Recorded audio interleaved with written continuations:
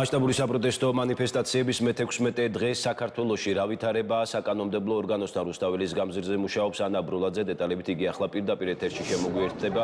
ანა, რა ადგილას იმყოფები კონკრეტულად და რა ვითარება არის შესაძლებელი? ვასილ, მე ვიმყოფები პარლამენტთან რუსთაველის გამზირზე. აქ მოვიდნენ უკვე მსვლელობით უზენაესი სასამართლოდან წამოსული იურისტები და ადვოკატები და ასევე სამართლებრივ სფეროში მომუშავე სხვადასხვა ჯგუფები. აღსანიშნავია, რომ მათ აქ უკვე დახვდათ ადგილზე მყოფი მეღვინეები, რომლებსაც გაშლილი აქვთ ბანერი, რომ ქართული ღვინის ადგილი არის ევროპაში. ხედავთ ახლა რა ვითარება არის რუსთაველის გამზირზე.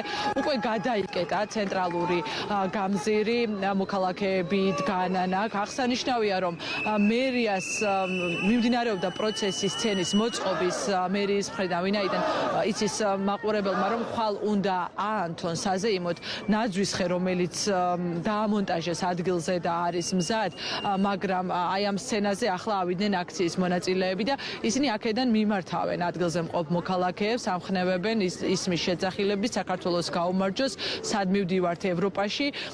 ხედავთ თქვენ, ეს არის ის წერტილი, სადაც მთელი დღის განმავლობაში მიმდინარე სხვადასხვა ლოკაციებიდან საპროტესტო აქცია შემოუერთდება ისევ და ისევ პარლამენტის გამზირზე, პარლამენტის წინ რუსთაველის გამზირზე მყოფ მოქალაქეთა, ასე ვთქვათ, აქციას და ეს წერტილები ალბათ უკვე დაიზრვებიან რუსთაველისკენ. მთელი დღის განმავლობაში მაყურებელი ადევნებდა თვალს რა ხდებოდა დედაქალაქში.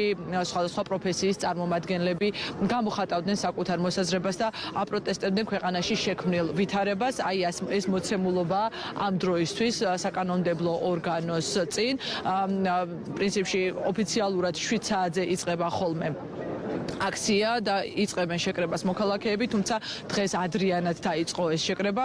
ნახავთ, ალბათ შემოუერთდებიან სხვადასხვა წერტილიდან, განვაგრძობთ ადგილზე მუშაობას და მოვლენათა განვითარების შესაბამისად დავბრუნდებით პირდაპირ ეთერში. მადლობა, ანა ბროლაძე გვერდებოდა რუსთაველის გამზირიდან პირდაპირ ეთერში.